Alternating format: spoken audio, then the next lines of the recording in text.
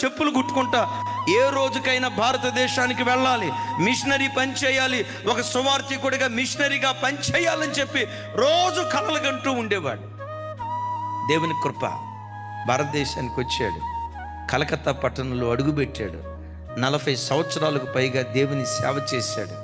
40 సంవత్సరాల్లో ఒక్కసారి కూడా తాను పుట్టిన గడ్డకు వెళ్లకుండా అక్కడే 40 సంవత్సరాలు, విచిత్రం, 40 సంవత్సరాలు అక్కడే ఉండి 40 సంవత్సరాలు కలకత్తా ప్రాంతంలో ఉండి అద్భుతం, బలమైన సువార్త సేవ చేసి ఓ దైవజనుడు అంటారు, రమారమి 40 భాషల్లో బైబిల్ తర్జుమా చేశాడట. 40 భాషల్లో,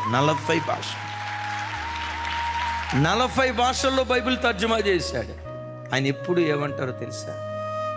దేవుని యొద్ద నుండి గొప్ప కార్యాలు ఆశించండి, దేవుని కొరకు గొప్ప కార్యాలు చేయండి. నీ కళ ఎప్పుడు గొప్పగా ఉండాలి, నీ కళ ఎప్పుడు ఉన్నతంగా ఉండాలి.